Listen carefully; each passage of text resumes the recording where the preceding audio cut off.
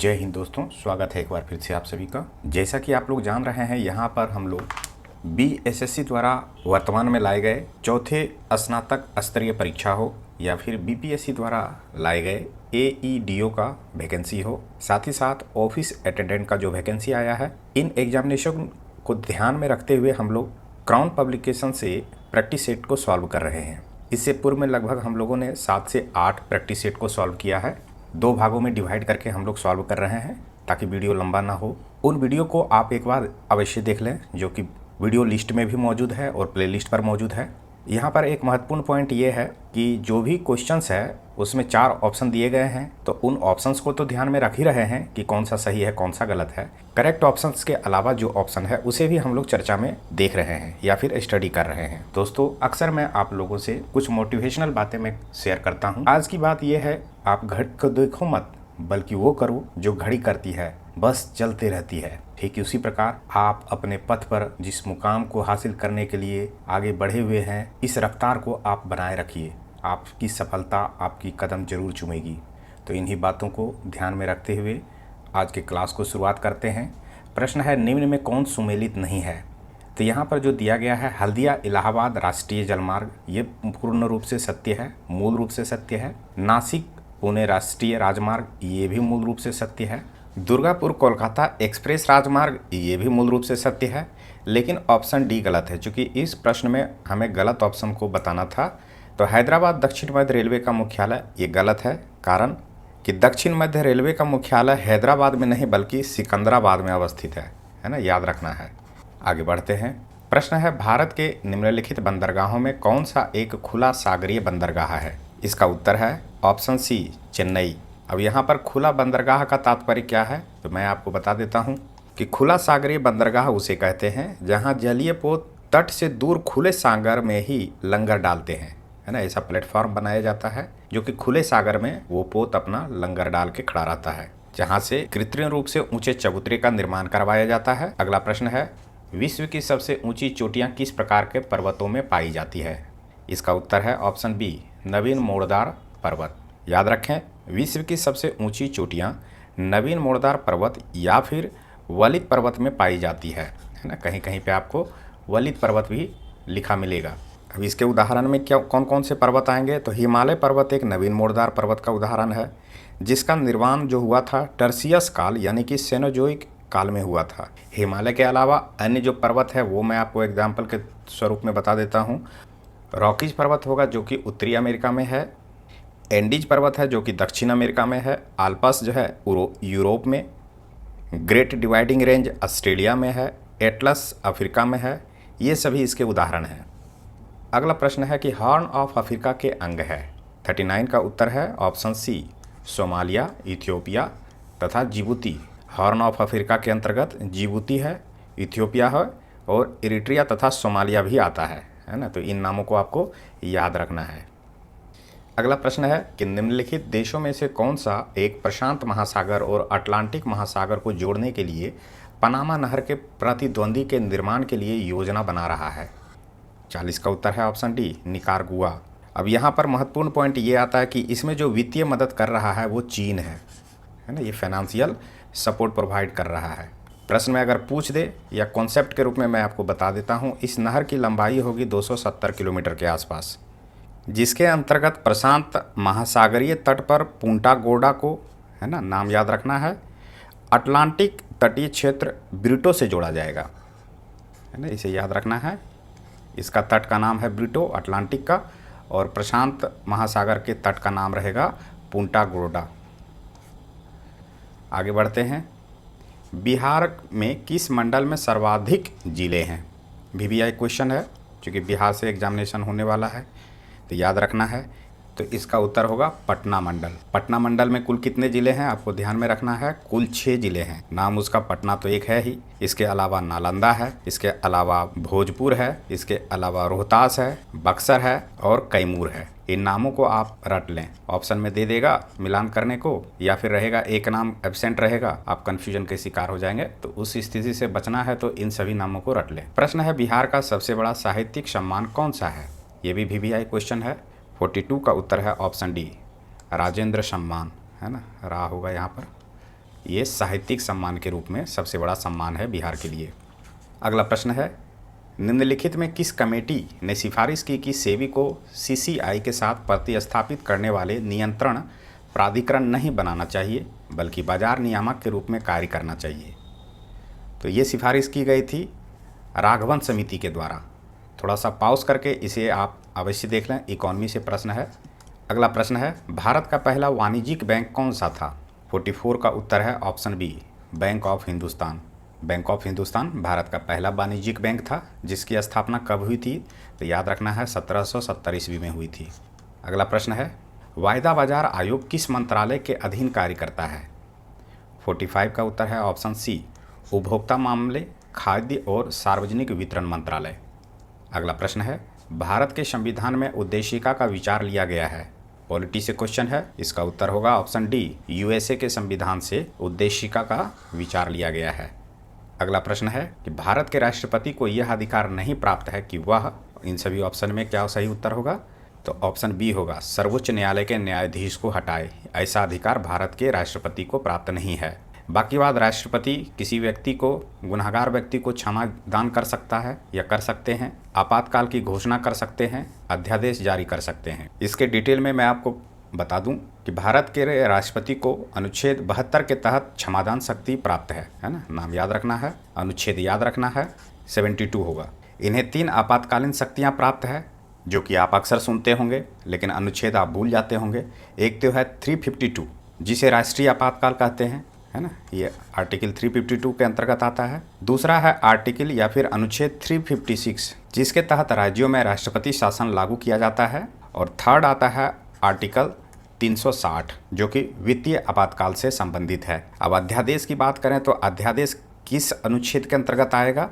तो आपको ध्यान में रखना है 123 के अंतर्गत आता है अध्यादेश की बातें। प्रश्न आता है कि सर्वोच्च न्यायालय के न्यायाधीश को हटाने की शक्तियां या हटाने का प्रावधान किस आर्टिकल के तहत है? तो वो आर्टिकल है 124 के सब सेक्शन 4 के अंतर्गत सर्वोच्च न्यायालय के न्यायाधीश को महाभियोग के द्वारा हटाया जाता है या हटाने का प्रावधान है। आगे बढ़ते हैं। देखिए, मेरा मानना है कि जितना प्रयास मैं कर रहा हूँ इस प्रैक्टिस सेट पर या फिर इस चैनल पर, बीपीएससी के साथ साथ जितने भी कॉम्पिटिटिव एग्जामिनेशन होते हैं, अगर मेरे अनुसार आप बढ़ते चलेंगे तो आपकी कोई भी परीक्षा नहीं छूटेगी। अब चूँकि मैं पेड मास्टर तो हूँ नहीं कि तोप बना दूँ, पहाड़ बना दूँ और पैसे कमाऊँ। मैं तो यहाँ पर फ्री में पढ़ा रहा हूँ। प्रश्न यहीं से राइज होता है और इसी को एक अलंकृत रूप से क्लासरूम में मास्टर पढ़ाने का कार्य करता है। आपको लगता है कि हाय तौबा मचा रहा है, बिल्कुल नहीं। 2-4 टेक्स्ट बुक रखिए, 1-2 चैनल से आप जुड़े रहिए, आपका सिलेक्शन बिल्कुल होगा। इधर उधर की बातों पर आप ध्यान बिल्कुल मत दीजिए। रिपीटेशन मांगता है, आप सारी चीज़ें जान रहे होते हैं लेकिन एग्जामिनेशन हॉल में वो चीज़ आपके दिमाग से मिस हो जाता है। कारण क्या है कि आप पढ़े तो हैं लेकिन मात्र एक बार पढ़े हैं।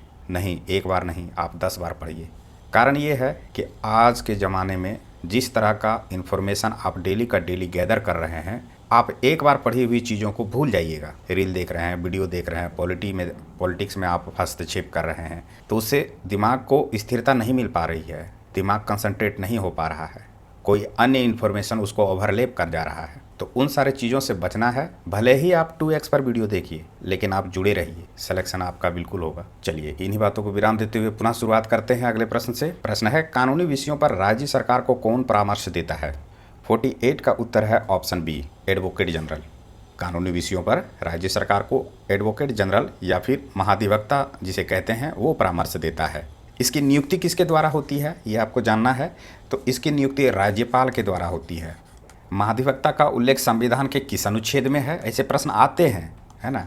तो याद रखिएगा, अनुच्छेद 165 के अंतर्गत महाधिवक्ता के नियुक्ति का प्रावधान किया गया है। यह राज्यपाल के प्रसाद पर्यंत पद धारण करता है। यह राज्य सरकार का प्रथम विधिक सलाहकार होता है। आगे बढ़ते हैं। निम्नलिखित में से कौन से मामले उच्च न्यायालय और उच्चतम न्यायालय की अधिकारिता में आते हैं? 49 का उत्तर है सी, मूल अधिकारों का प्रवर्तन। इन सभी ऑप्शंस में मूल अधिकारों का प्रवर्तन है, जो कि उच्च न्यायालय और उच्चतम न्यायालय मतलब हाई कोर्ट और सुप्रीम कोर्ट की अधिकारिता में आते हैं। उच्चतम न्यायालय अनुच्छेद 32 के तहत तथा उच्च न्यायालय यानी कि हाई कोर्ट अनुच्छेद 226 के तहत मूल अधिकारों की बहाली के लिए रीट जारी कर सकती है। बाकी बात अन्य मामले हैं, केंद्र एवं राज्यों के बीच विवाद राज्यों के परस्पर विवाद, संविधान के उल्लंघन से संरक्षण, ये सभी मामले जो आते हैं वे उच्चतम न्यायालय की अधिकारिता क्षेत्र के अंतर्गत आते हैं, है ना। ये सभी मामले जो होंगे वहाँ पर सिर्फ हस्तक्षेप सुप्रीम कोर्ट कर सकता है, लेकिन इस मामले में हाई कोर्ट और सुप्रीम कोर्ट दोनों हस्तक्षेप कर सकता है।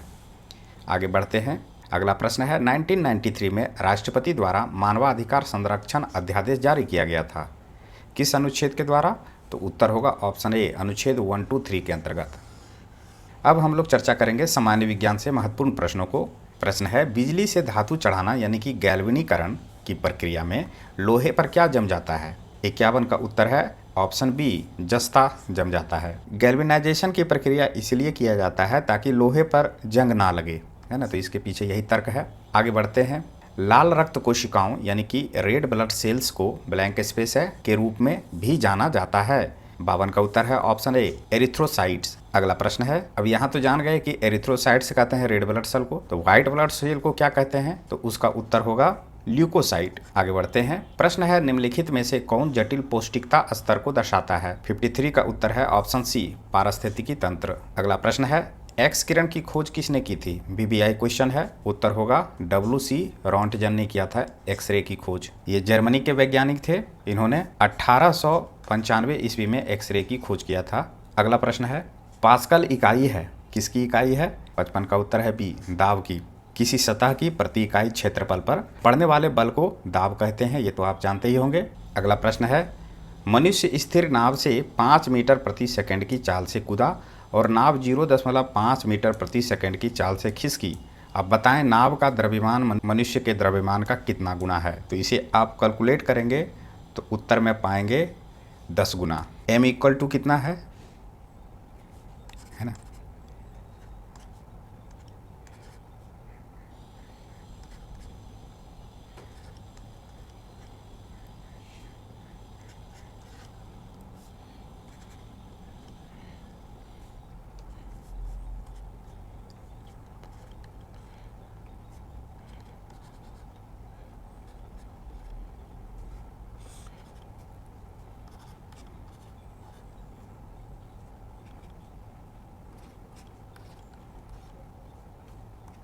तो इस प्रकार से इस प्रश्न को आप सॉल्व करेंगे। आगे बढ़ते हैं। बादलों के वायुमंडल में तैरने का कारण उनका कम क्या है? तो 57 का उत्तर है घनत्व, उनका कम घनत्व है। बादल वायुमंडल में क्यों तैरता है? तो कम घनत्व के कारण।